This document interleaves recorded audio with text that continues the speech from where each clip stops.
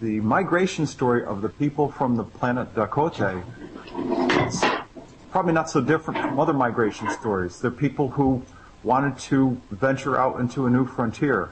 They were husbands and wives and parents as well. There were children that made the journey. And it happened, interestingly enough, about 100,000 years ago. And they left the planet Dakota, which is one of the 4 planets that revolves around the sun, Tegeta, in the open star cluster called the Pleiades. They initially landed in the area that people would know as Lemuria. And although they were interacting with the Lemurians, they did not intermingle. They kept their peoples separate. But they specifically chose to arrive at the Lemurian spaceport because the ethos and the lifestyles of living in close concert with nature, working at the vibratory level of nature, being aware of the connectedness with what we might call creator or source. Those things were consistent between the Lemurians and the people from the planet Dakota, which is why they got along so well. And if you fast forward to the year 50,000, after the fall of Lemuria and Atlantis and a whole bunch of earth changes, the people from Dakota migrated to the Asian coast and to the Pacific Northwest and to all of California, and eventually became essentially what we know today as the Native Americans of North America. Dakota, Lakota, Nakota, Comanche, Apache, Cherokee, Hopi, and the list goes on and on. That doesn't mean to say that they're all of the people from North America, but many of the who we call the Native Americans have Dakota lineage. And if you would see someone from Dakota today, they would look to be at least the men would be 7 foot something tall. The women would be at least a minimum of 6'8", and when they would look like Native Americans, long dark hair. They wouldn't have red skin like the Indians from the Southwest because there's no real exposure to sun, but there's a little extra coloring, and they're tall, healthy, intelligent people. The planet that I'm from, Dakota, has none of that karmatic history with the people of Earth at all, except for the fact that there are these 200 some odd settlers that left Dakota, came down here to planet Earth, and formed their own Earth colony and began new lives here. And of course, their great-great-great-great-great-grandchildren are the Native Americans. And those people espouse a much different set of beliefs than does Western man. The beliefs of Native Americans are go out, be in touch with the Creator, be in touch with all aspects of nature. The winged ones, birds that fly, the four-legged ones, animals, the fish in the sea. Commune with nature so you can be in touch with, I'm paraphrasing here, be in touch with the energy of creation, of Creator. Matter of fact, they talk many times about their own interactions with star people, and it's their ultimate journey to go back to the stars, which is where they came from. That's part of a Pleiadian heritage, is Native Americans here on this planet. I can attest to the fact that not only the people from the planet Dakota, but the people of Vice Chairwoman Tanya, her planet is called Tiriel, so think of cereal but with a T, and it revolves around the star called Mirach, M-I-R-A-C-H, which is located in what we on Earth would know as the Andromeda constellation. And her people came onto this planet a few thousand years ago, and they are the originators. They are the Genesis people of the Scandinavians, Norwegians, and the Swedish people. Those really, really sort of corn silk, blonde hair, blue-eyed folks. That's where her people are originally from, the planet Tiriel. I'm introducing this concept and merging it with the concept of the people from the Cote, because what's consistent between both sets of people is that they were very, very careful and very judicious about sharing their knowledge of technology and how they would reveal that knowledge and how they would reveal that actual technology to the local natives, the indigenous people of what was originally Lemuria.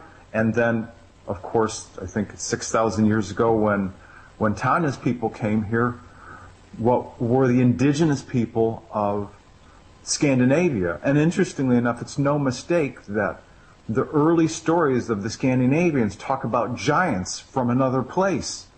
Well, the indigenous people were, barely 5 feet tall, 5'2". And Tanya's people show up and they're 6'6", 6'8", 7'2", 7'4". They would be giants.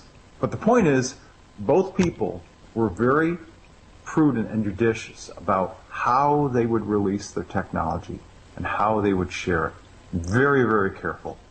Because they did not want to artificially influence the people any more than their natural evolution would have allowed. The incoming dwarf star system, interestingly enough, it has an X designation. It's called X-1204-1X. And I'm chuckling because I had a conversation with Ray, who's on with us today, and we were talking about this topic. And interestingly enough, the information that my people told me correlates very, very close to the information that his people told him. So I'll tell you what my people told me about this dwarf star system. Essentially, it's got a little bit of a debris field in front of it. Yes, it has a huge debris trail in back of it, including a couple of moons. And what the Andromeda Council people have said is that they're going to position two of their biospheres. Both are science/engineering biospheres. They're going to put, if you will, one at the front, one at the very, very back far end of the debris field, and then they're going to create, if you will, an energetic bubble around the whole thing. And again, keep in mind that this energetic bubble is of a higher dimensional frequency. And so they're going to do this so that as it passes through this area of space, there's no cause and effect, no damage to planet Earth, nothing that we would consider to be catastrophic. Maybe a little vibration here and there, maybe some winds, but nothing like people are talking about at all. And that's, I'm speaking very generally, but that's essentially what they're going to do. They're going to create an energy force field, an energy bubble around the whole thing, so that we down here are safe. Oh, it's coming.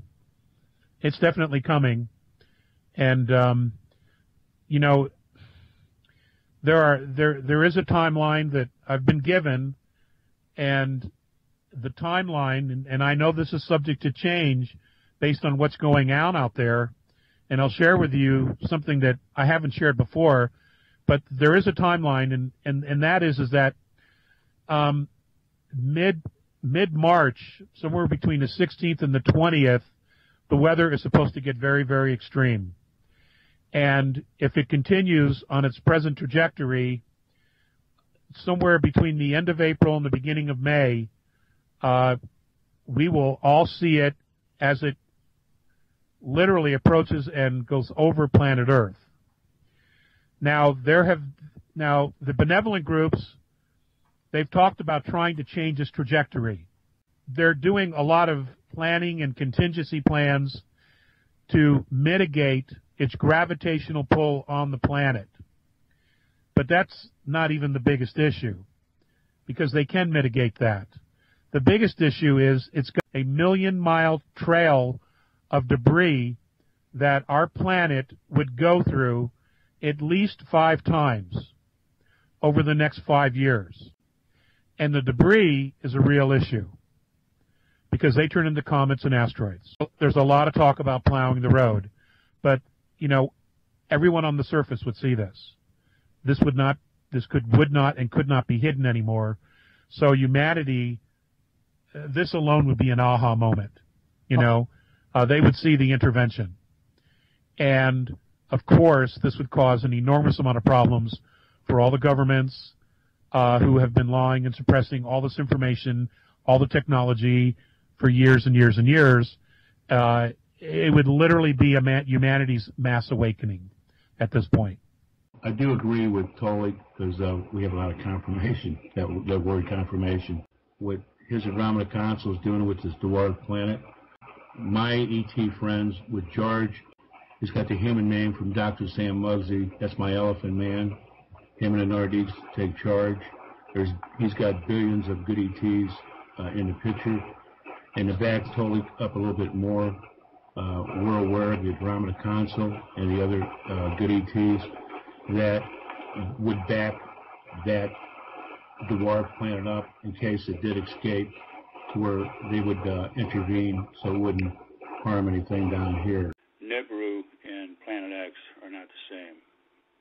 I found this out Sunday. Nibiru orbits Jupiter and Mars. It's something else. Planet X and Planet 9 are the same. Now, George and the Nordique showed me a diagram where the Kepler belt is and planet Neptune. In the center, you would see a white light. That's Planet X. What you won't see close is George has 8 crafts surrounding that planet. That's how close they're watching it. Because I know people out there have the fear of what this planet's supposed to do by coming between our sun and Earth, and we would get the tail end of it. They're going to make sure that this Planet X doesn't do anything to us. Plus, there's a lot of different ETs on there besides the reptilians, Orion Greys, there's Octarians, My Blue Warriors, Vulcans. There's quite a few on there. And it's actually motorized to where it could actually divert itself, even though they would divert that because they have the power to do that. We can't do anything. The only thing that we would see if this came by would be a giant black spot in the sky. That's Planet X, where we could see it in our atmosphere. My guys were talking about, they're keeping their eye on Planet X, and the dwarf object that Tolik talked about February the 11th, that has debris. Even Alex Collar talked about it, and it has debris in the back and in the front of it. And I think Alex Collar was talking about Tolik's Andromeda Council has like a bubble effect on the back and the front, supposedly on this dwarf planet that's heading our way.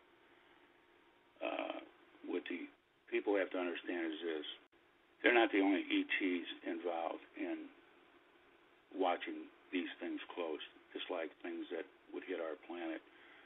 George has ETs out there to divert anything that could harm this planet. All these other ETs would intervene. What the people down here have to worry about is what we do down here. We're not out there. These people would take care of that, just like they're going to take care of a lot of other things. What your people have to understand is we move into March, April, all the way to the major months of September. There's going to be a lot of things happening. I've been telling your people this, unbelievable weather, earthquakes. There's going to be an announcement that some of the top cabal heads will roll. These are top politician cabal on the top pyramid that will be exposed. The way I get it from George, March or April, and we will see these people get arrested on this planet. This is going to happen.